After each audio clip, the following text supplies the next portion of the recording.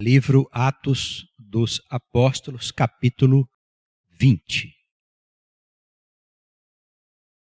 A igreja acompanha comigo a leitura. Nós vimos no capítulo anterior que Paulo estava na cidade de Éfeso e lá houve um grande tumulto por causa das suas pregações. Naturalmente, o apóstolo pregava contra a idolatria. E nesta cidade, justamente na cidade de Éfeso, havia um ourives que fazia algumas estátuas de uma deusa chamada Diana. E vendo que os seus negócios seriam prejudicados, este ourives e mais alguns outros judeus resolveram promover um levante contra Paulo. Foi isso que nós vimos no estudo do capítulo 19. Depois que cessou o alvoroço, Paulo chamou a si os discípulos e, abraçando-os, saiu para a Macedônia. E, havendo andado por aquelas terras, exortando-os com muitas palavras, veio à Grécia. E, passando ali 3 meses, e sendo-lhe pelos judeus postas ciladas, como tivesse de navegar para a Síria, determinou voltar pela Macedônia.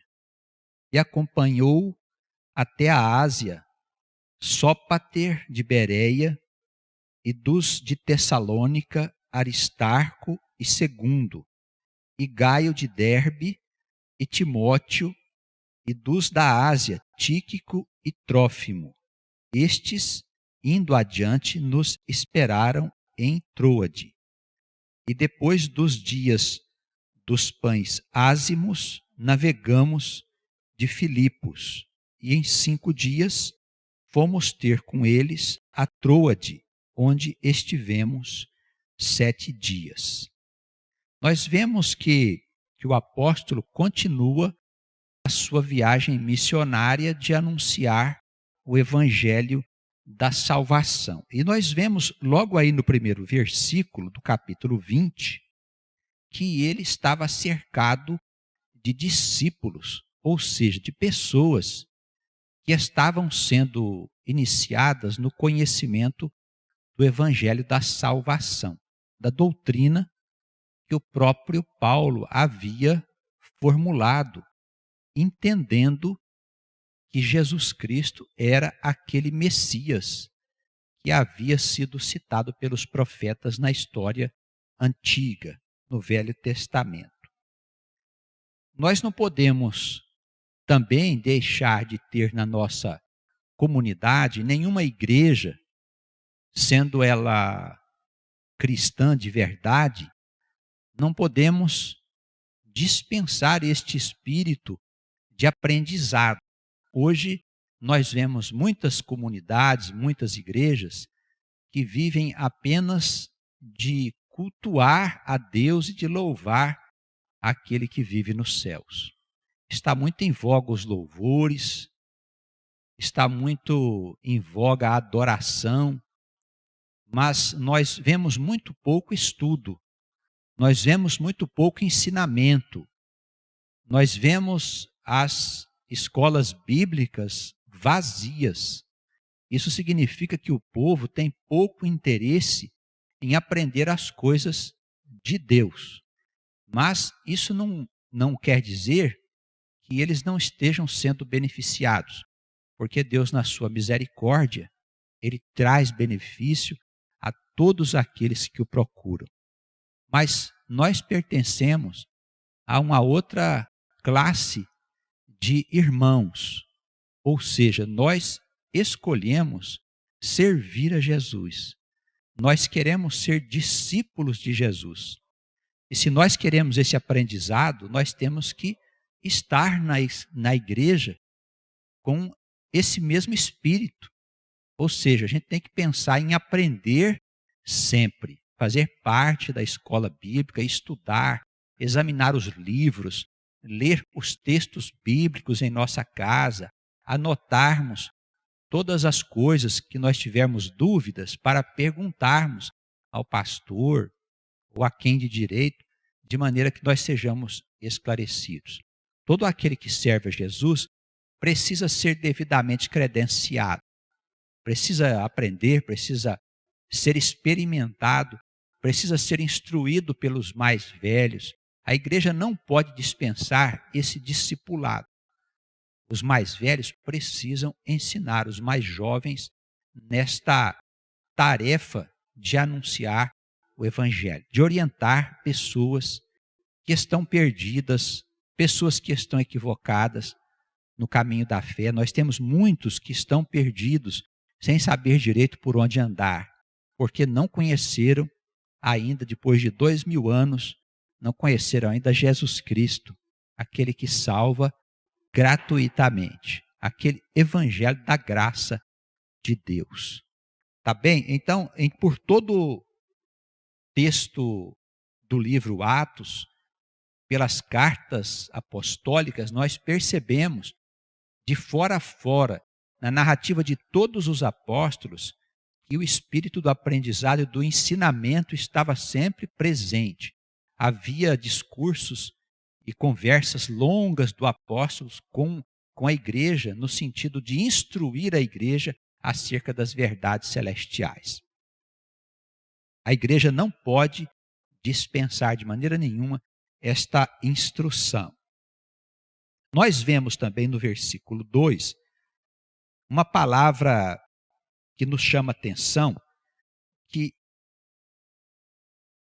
o apóstolo, nas suas andanças, ele exortava as pessoas com uma forte argumentação. A gente precisa de ter argumentos capazes de conquistar as pessoas para Deus. Nós temos que ter argumentos capazes de despertar nas pessoas o interesse pela Escritura Sagrada.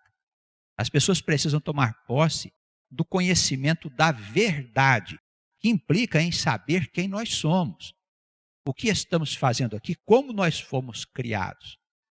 Algumas pessoas pensam que basta estar na igreja cultuando a Deus, ou adorando, ou louvando, que a questão da salvação já está estabelecida. E não é bem assim. A gente percebe que na Escritura existe muita discussão em torno de doutrina.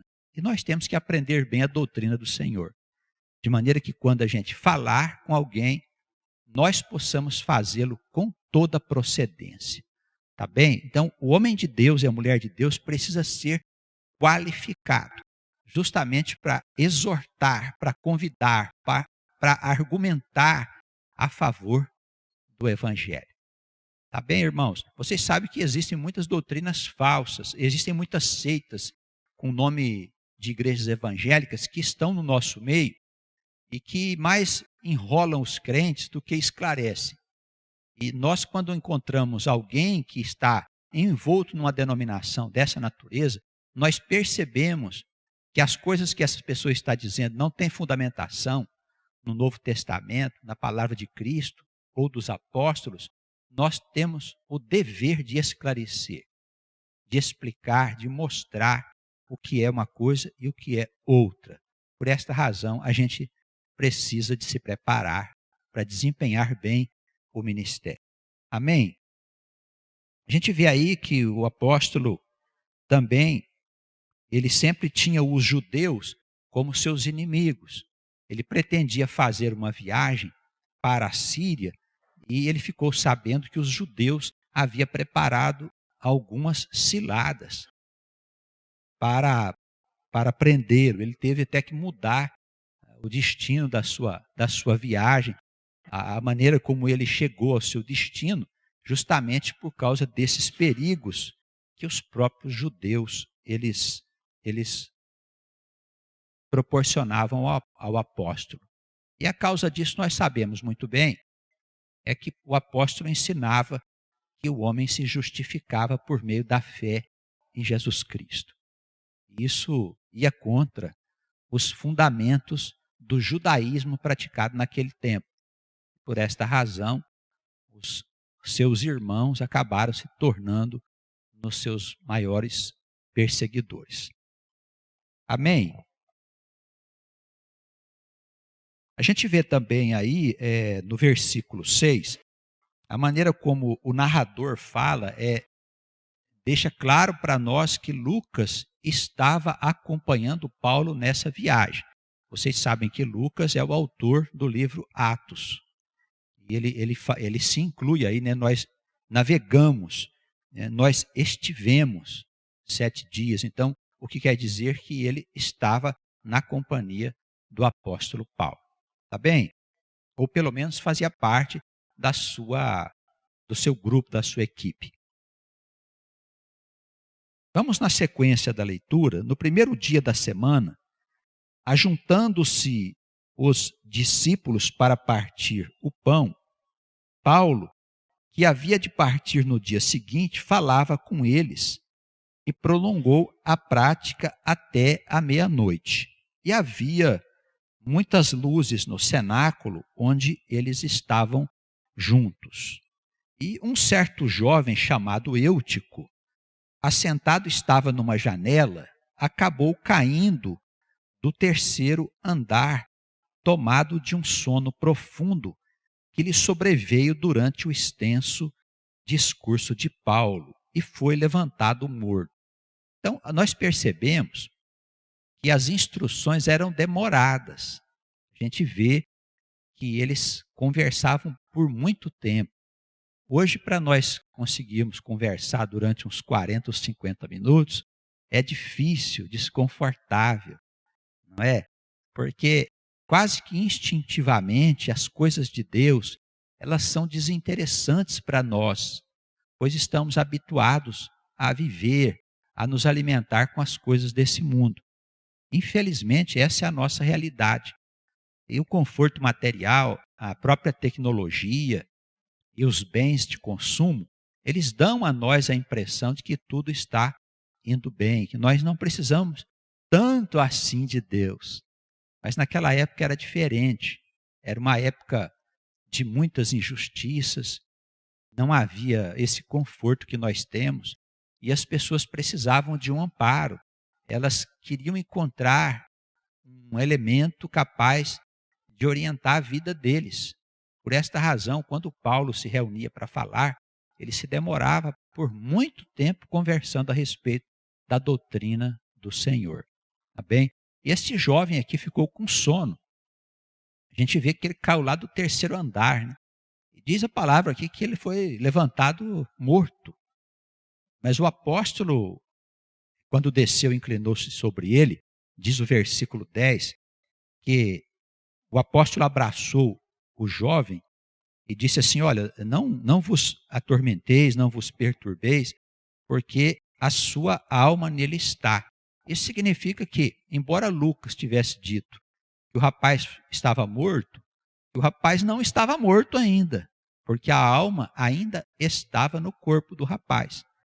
Não é verdade? Paulo abraçou e deve ter abençoado, e ele voltou novamente a viver conforme a gente vê aqui logo adiante.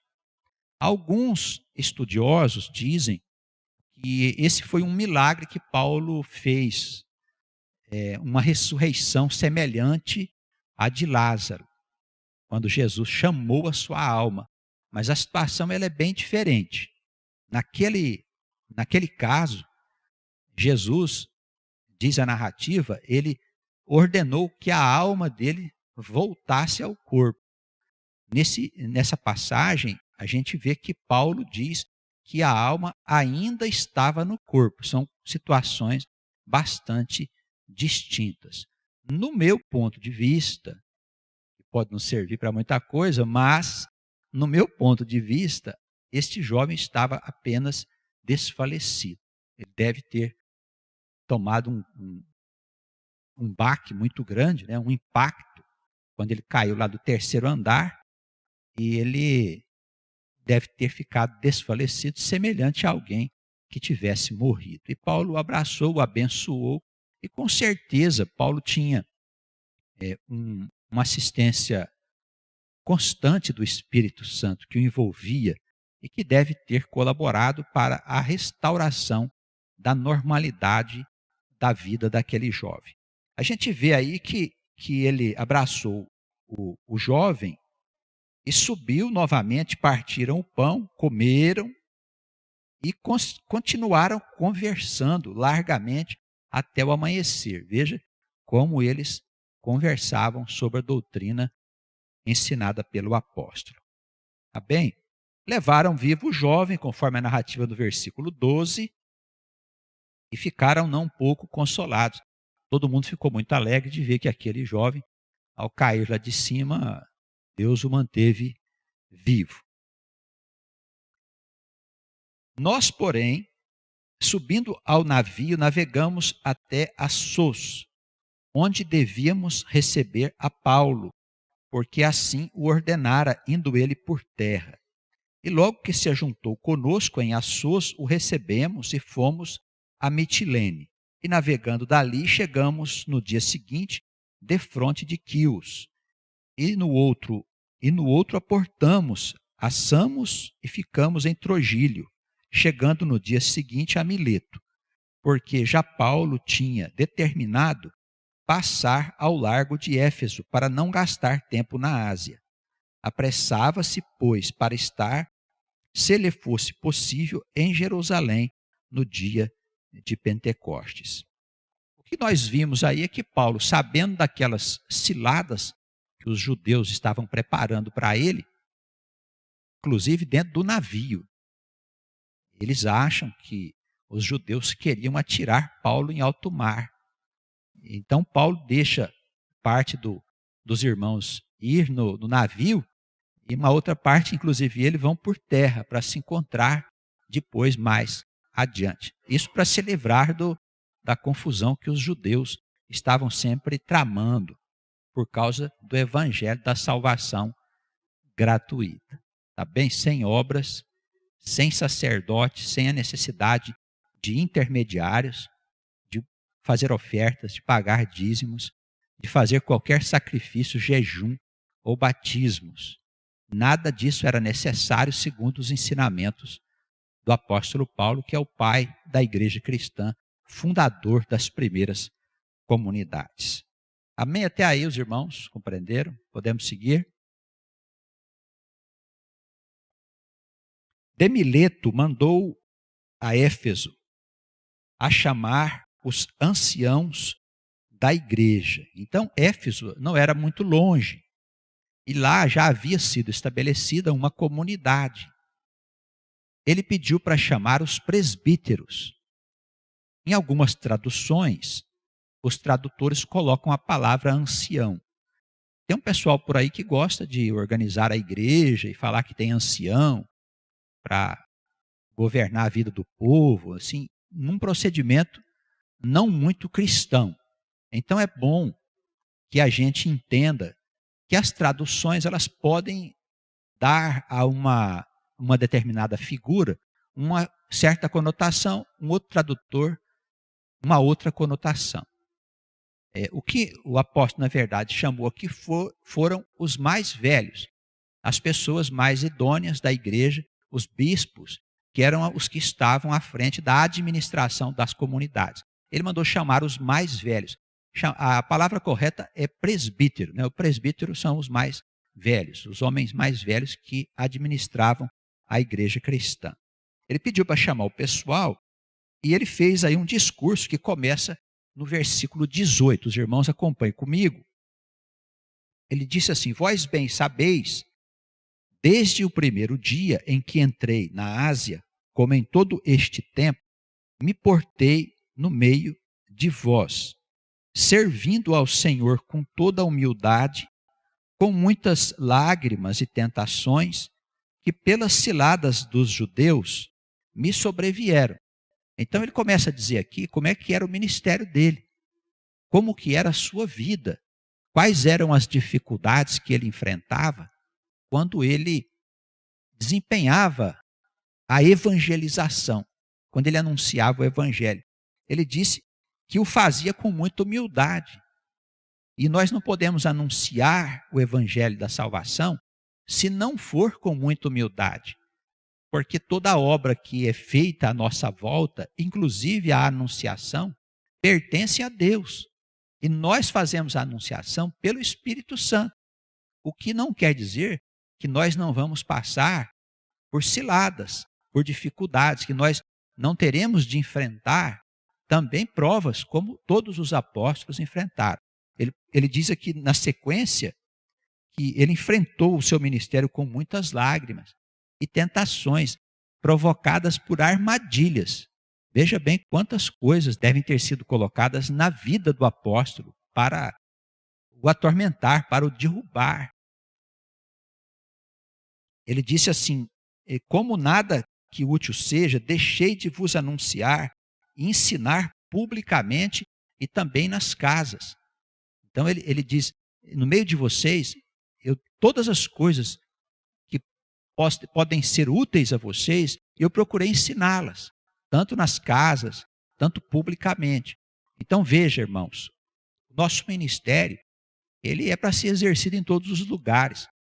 E o que faz diferença na mentalidade judaica, nessa mentalidade evangélica ortodoxa e radical que nós temos no meio de nós, algumas igrejas, é que lá existem pessoas que são qualificadas, são os pastores, são os bispos, são aqueles que são preparados pelos homens para que eles tenham os seus títulos e possam desempenhar as suas tarefas. Na Igreja de Cristo, todo homem e toda mulher é qualificado pelo Espírito Santo. Isso não dispensa a instrução nossa, o estudo, a leitura, a participação, mas você que crê em Jesus, você que já aceitou Jesus como seu Salvador, você que já se arrependeu da vida velha que você tinha, que quer viver para Cristo, você já está autorizado a anunciar este evangelho, a começar a falar do evangelho da salvação.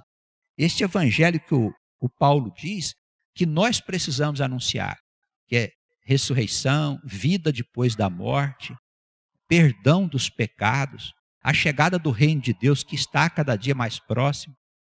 Então nós precisamos falar dessas coisas, mostrar para as pessoas que elas precisam ter cuidado com o que fazem, porque na vida nós somos livres para semear, mas colher é obrigatório. Existe uma lei de Deus que faz a gente colher o que planta.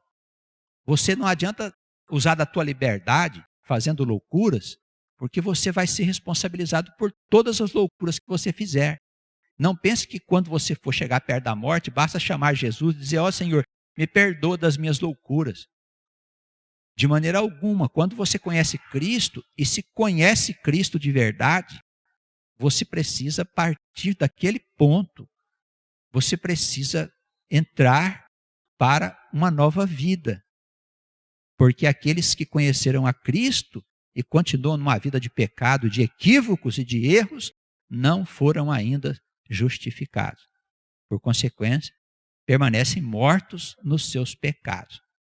Os irmãos compreendem? Então, não quer dizer, irmãos, que a gente não tem um tempo para a gente se converter.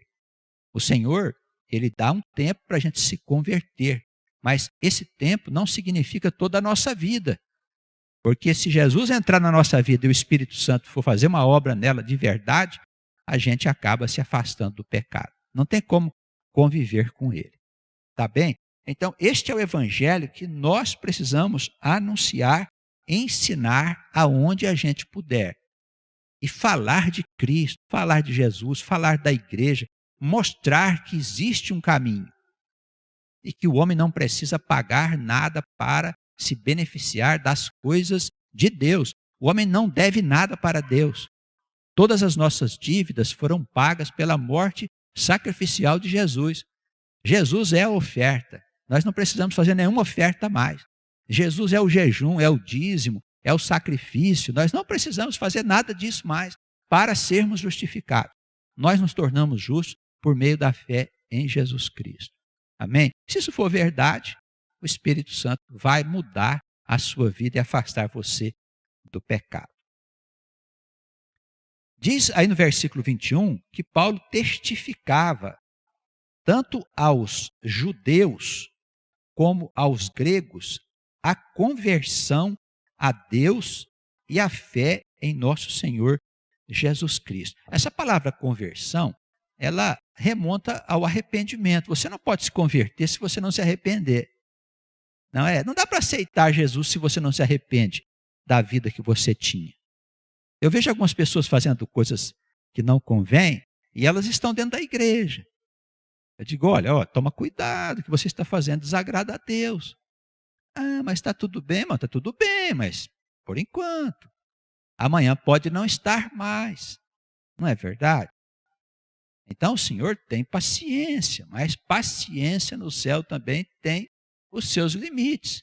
Ele espera de nós, da nossa parte, haja uma decisão séria de nos arrependermos dos nossos pecados, das nossas transgressões e nos convertermos ao Filho de Deus, a Jesus Cristo. É por esse caminho que acontece a nossa salvação. Então, Paulo dava testemunho acerca desse ensinamento. Isso é evangelho. Arrependei-vos dos vossos pecados e aceitai Jesus como vosso Salvador. Agora, versículo 22, eis que ligado eu pelo Espírito vou para Jerusalém, não sabendo o que lá me há de acontecer, senão o que o Espírito Santo de cidade em cidade me revela, dizendo que me esperam prisões e tribulações. Então o Espírito Santo já tinha dito a ele, olha, você ainda vai passar por uns apertos aí, hein? Prisões, tribulações e dificuldades. Ele sabia disso, mas em nada tenho a minha vida por preciosa. Não tenho medo, contanto que se cumpra com alegria a minha carreira e o ministério que recebi do Senhor Jesus, para dar testemunho do Evangelho da graça de Deus. Esse é o nome, esse é o testemunho, o Evangelho da graça de Deus. Por que de graça? Porque não exige que você faça coisa nenhuma, a não ser que aceite Jesus como seu Salvador. Ponto final. As demais argumentações são apenas produto dos interesses de homens e de pessoas que querem manter o seu status. Ou seja, as coisas que eles criaram, os impérios financeiros que criaram, igrejas para tudo quanto é lugar, programas de televisão, essas coisas têm que ser sustentadas com dinheiro. E daí é necessário convencer o povo que o povo precisa dar recurso para isso. E eu acredito que todos devem participar. Não digo que não, mas as pessoas não podem ser enganadas. Elas não podem dar dinheiro para estas causas, se são causas do Senhor, elas não podem dar dinheiro para essas causas obrigada, por meio de um constrangimento, como a gente vê constantemente. E nós não podemos constranger ninguém a fazer doações ao Senhor, sob nenhum argumento. O coração do verdadeiro crente não pode ser constrangido, ele precisa doar com liberdade. Se quiser doar tudo que tem para a igreja, faça-o, mas faça-o de coração, não porque alguém disse que você deva fazer. Tá bem? Essa questão de doar, de participar da obra de Deus, é uma questão muito séria. Todos devem participar. E não com misérias. Nós temos que ser pessoas sérias também na hora de nós fazermos a nossa doação para Deus. Porque Deus sabe se você pode ou não pode participar. Tem irmãos que dá a menor parte da vida dele para a igreja.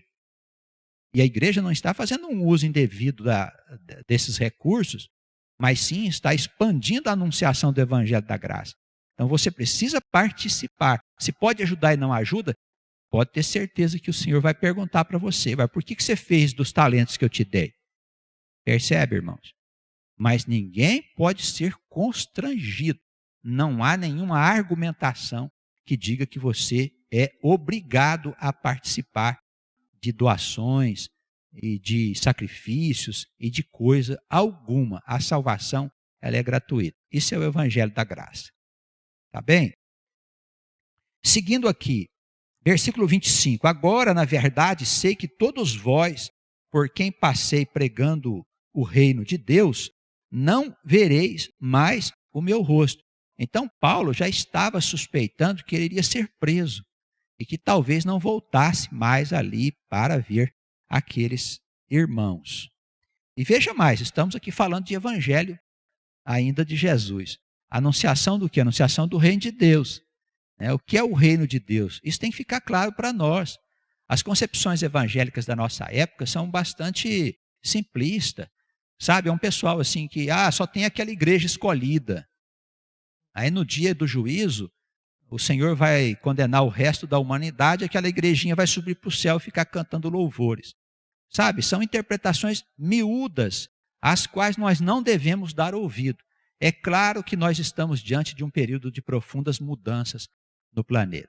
A Terra vai ser transformada num lugar bom de se viver. Uma nova terra, no dizer do profeta Isaías. Uma forma muito diferente de vida do que essas formas que nós hoje conhecemos no mundo. Todo o poder do homem, o poder militar, o poder tecnológico, o poder financeiro, o poder político, todas estas coisas serão destruídas por um estado de coisas que vai possuir a humanidade. Isso vem do lado invisível. Isso vem de dentro do homem para fora. Não está fora. Então nós vamos ver os acontecimentos se manifestarem sem que alguém possa impedi-los. Ninguém, nem um poder policial, nem um poder do mundo terá condições de conter as transformações que vão acontecer. Dentro das pessoas, nós veremos com toda clareza a separação entre o joio e o trigo. Nós vamos ver quem é de Deus e quem não é de Deus. Então virá o fim, virá o juízo final. E Deus, depois desse tempo, Ele iniciará a implantação na terra do seu reino. Não só na terra, mas também nos céus. Uma nova terra e novos céus, de acordo com a profecia. Tá bem? Então, quando falamos de evangelho, não podemos deixar de citar essas mudanças que em breve devem acontecer no mundo. A chegada gloriosa do reino de Deus. Amém? Seguindo aí com a leitura. Portanto, no dia de hoje vos protesto que estou limpo do sangue de todos vocês. O que ele quis dizer é que ele já tinha cumprido o seu ministério. Perante aqueles irmãos, ele já tinha ensinado aos irmãos tudo aquilo que Deus havia pedido que ele o fizesse. Então, o que Paulo diz, olha, já estou limpo do sangue de vocês. Quer dizer, vocês já não precisam mais de mim para poder encontrar o caminho do reino. Eu vou partir em paz, estou indo tranquilo. Ele suspeitava que ele não voltaria mais. Aí diz aí versículo 27, nunca deixei de vos anunciar todo o conselho de Deus. Olhai, pois, por vós e por todo o rebanho sobre que o Espírito Santo vos constituiu bispos para apacentardes a igreja de Deus, que ele resgatou com seu próprio sangue. Então, aqui nessa passagem, aqui é uma confusão enorme entre os estudiosos, e eles, por esta palavra, eles acreditavam que Deus teria sangue. E daí fizeram uma confusão também com Jesus, que Jesus era o próprio Deus. Mas quando a gente examina os textos originais, a gente vê que essa palavra Deus foi colocada indevidamente aí. O que o autor quis dizer é o sangue de Cristo. Ele é que, na verdade, nos resgatou dos nossos pecados. Tá bem? Há um problema aí de tradução. O sangue não é de Deus. O sangue é do seu Filho. Tá bem? Tem lugar que aparece Cristo em algumas traduções e em alguns outros lugares uma outra colocação que dá a entender tratar-se do Filho de Deus e não de Deus. Deus não tem sangue, evidentemente. Tá bem? Dúvidas? Eu sei isto, versículo 29, porque eu sei isto que depois da minha partida entrarão no meio de vós lobos cruéis que não pouparão ao rebanho. E que de entre vós mesmos se levantarão homens que falarão coisas perversas para atraírem os discípulos após si. Portanto, vigiai, lembrando-vos de que durante 3 anos não cessei noite e dia de admoestar com lágrimas a cada um de vós. Por que ele está dizendo com lágrimas? Que a admoestação era com lágrimas? Porque é difícil instruir as pessoas no caminho de Deus. Nós que somos pastores sabemos disso. E aqueles que estão à frente do Evangelho, em outros ministérios, também sabem o quanto é doloroso para nós fazer a evangelização, anunciar o Evangelho, transformar as vidas, as pessoas, porque o ser humano é muito frágil. Ele é pouco inclinado às coisas de Deus e gosta mais das coisas do mundo. Não é que Paulo chorava, mas era difícil para ele o processo de instrução da igreja. Então ele diz, eu fiquei 3 anos aí no meio de vocês, sofrendo as naturais consequências daquele que está à frente do Evangelho. Tá bem? Ele fala de alguns falsos mestres que iriam se levantar no meio deles, né? Que eles vigiassem para não serem enganados. Agora, pois, irmãos, encomendo-vos a Deus e a palavra da sua graça. Olha o versículo 32. A Ele que é poderoso para vos edificar e dar herança entre todos os santificados. Então, Paulo vai lá, durante 3 anos ele faz uma semeadura. E aí ele diz assim, olha, agora eu já disse a vocês, eu já ensinei tudo o que eu tinha que ensinar. Vocês tomem cuidado, porque no meio de vocês mesmos poderão levantar falsos profetas. A gente tem que estar vigilante, né? Tem igrejas que vão indo bem, daí a pouco aparece um membro lá que se torna um agente perturbador da igreja. Os pastores têm que estar bastante atentos para que não sejam levantados falsos profetas ou profetisas. Mas Paulo reconhece também no finalzinho do versículo 32 que é o Espírito Santo, o Espírito de Deus, que faz a edificação final. Quer dizer, se o apóstolo for embora, não pode depender dele mais. Mas ele não está deixando os discípulos órfãos.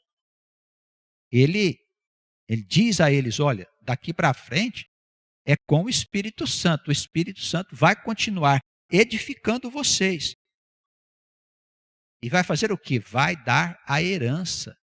A herança de quem? De Cristo a vocês. Mas o apóstolo precisou ir lá, os irmãos percebem? O Espírito Santo, para fazer a obra, ele precisa do homem. Ele precisa de bocas por onde ele fale. Ele precisa de mãos que venham abençoar. Ele precisa de intercessores. Ora, irmãos, é através dos escolhidos, daqueles a quem Deus resolve se manifestar, que o ministério é implantado. E não é um passe de mágica, não basta você encontrar com a pessoa e dizer, olha, existe ressurreição, vida após a morte. Você precisa confiar em Jesus, Ele vai perdoar os seus pecados e você vai ter uma vida nova a partir de agora. Jesus garante, amém, até logo, vai embora, não volta mais. Está tudo certo, já evangelizei. Não é bem assim, não. Se você conhece aquela pessoa, você vai ter que trabalhar a evangelização. Como disse Paulo aqui, existem situações em que é feito com lágrimas, porque é difícil.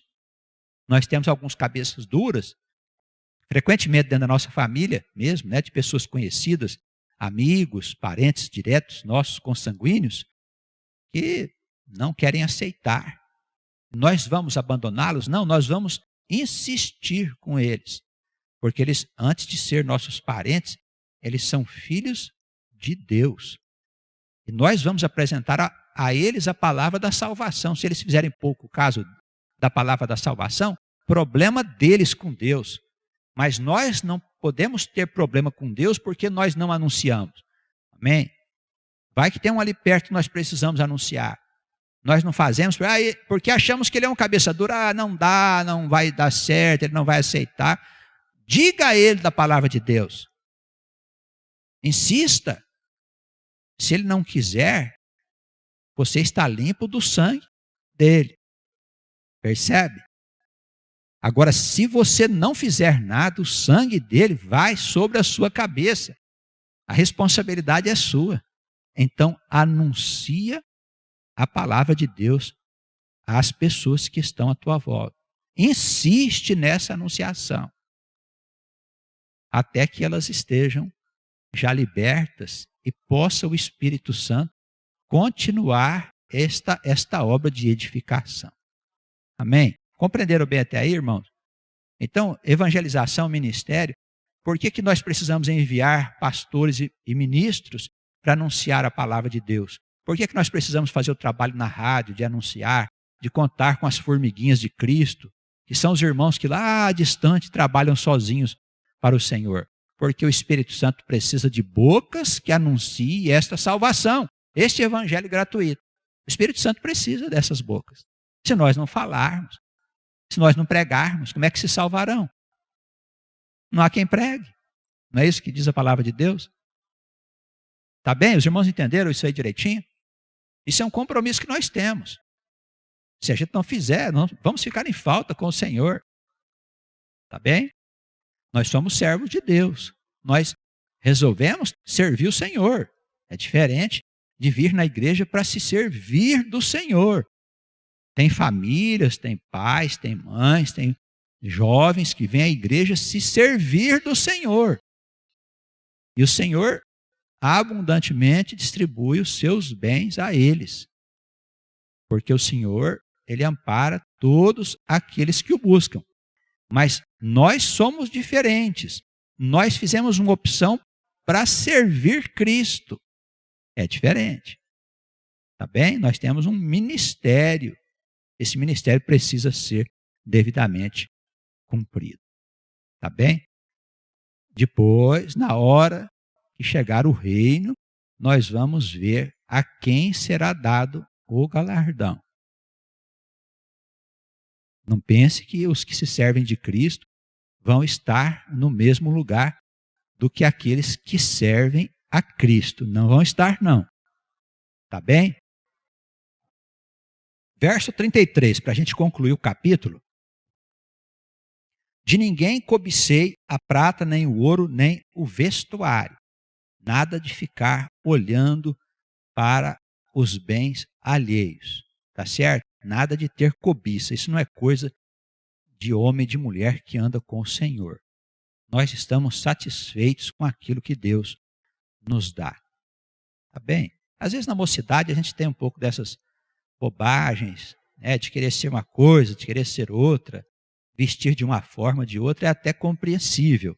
E os pais precisam ter uma certa flexibilidade com os seus filhos. Mas nós que já estamos ficando mais velhos, a gente não tem muita necessidade de ter, além do que Deus já nos proporciona. Não é mesmo, irmãos? Nós já temos muito. Paulo dizia, se a gente tiver com o que se cobrir e o que comer, já estejamos satisfeitos. Então, as necessidades do servo de Deus, elas são poucas, as nossas necessidades. Sem julgar aqueles que precisam de muitas coisas. Se eles precisam, problema deles. É a alma deles que tem essa necessidade. A nossa alma, ela precisa ser despoluída das coisas desse mundo. Despoluída. Nós precisamos deixar de lado as coisas mundanas. Diminuir as nossas necessidades materiais e não aumentá-las, como acontece frequentemente. Tá bem? Então, Paulo, no versículo 33, ele fala para a gente ter cuidado com a cobiça. Vós mesmos sabeis que para o que me era necessário, a mim e aos que estão comigo, estas mãos me serviram. Ele diz assim, olha, para comer eu trabalhei. É muito honroso para o obreiro de Deus ele não viver da igreja. Percebe, irmãos? Se você é um obreiro da igreja de Deus e você pode trabalhar, trabalhe. Não tem necessidade de ter um pastor na igreja o dia inteiro esperando crentes. Todo mundo tem as suas tarefas e obrigações para fazer. Nós temos que ter cuidado para não fazer do pastoreio uma profissão.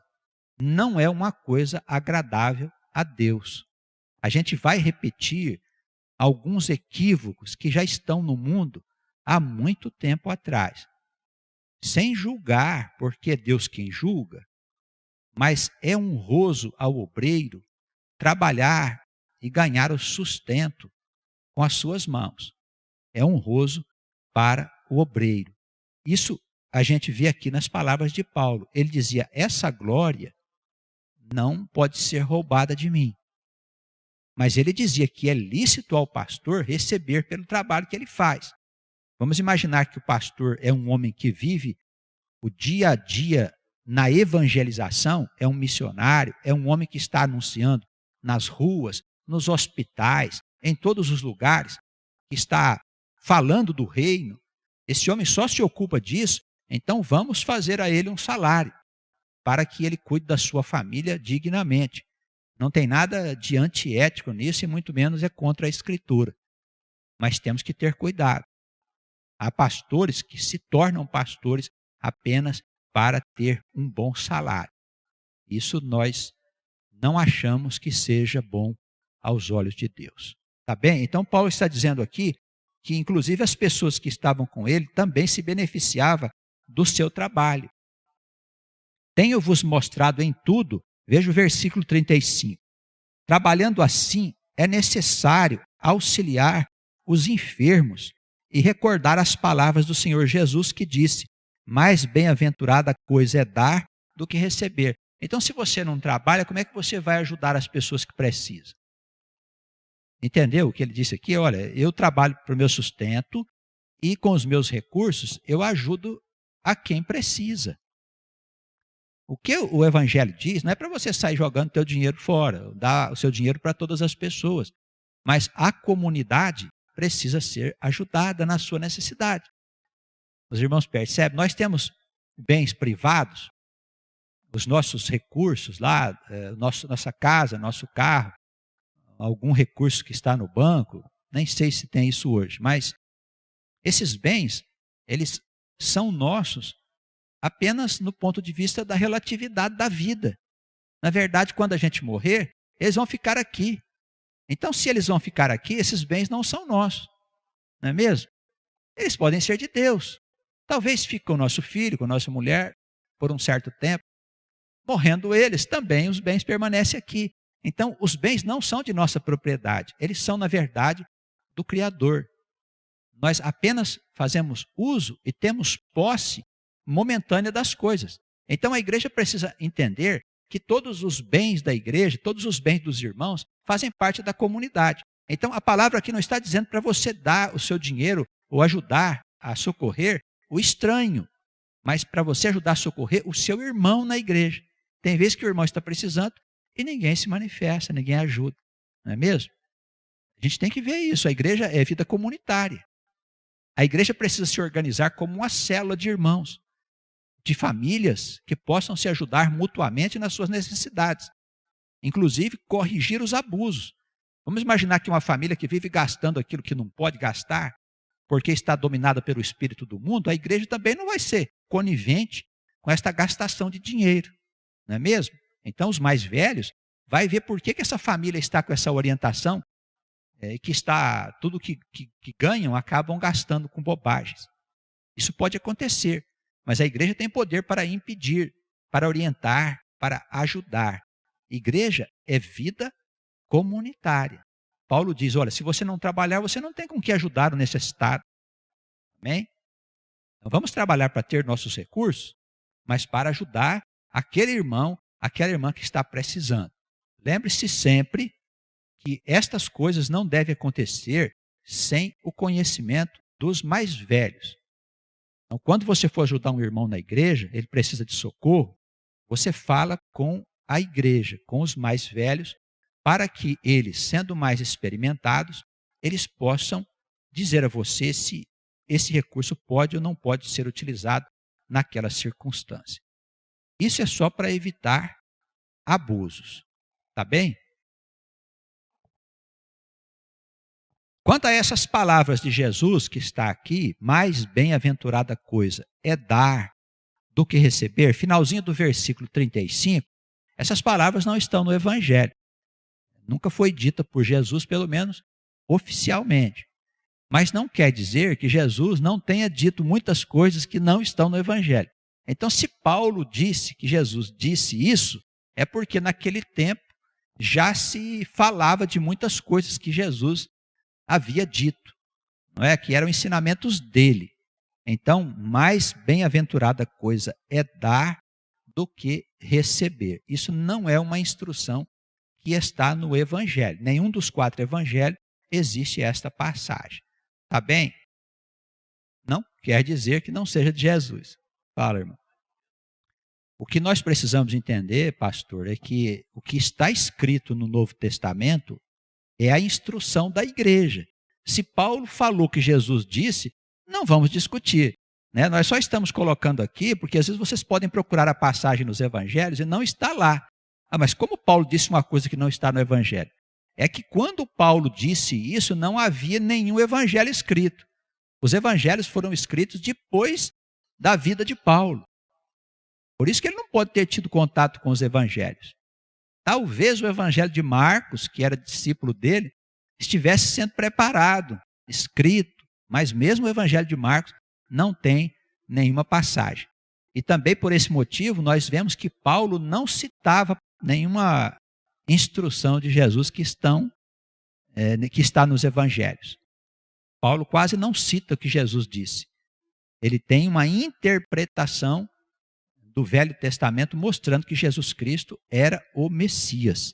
E ele desenvolve uma doutrina aonde o crente é justificado por meio da fé. Essa doutrina está na epístola à igreja de Roma, aos romanos.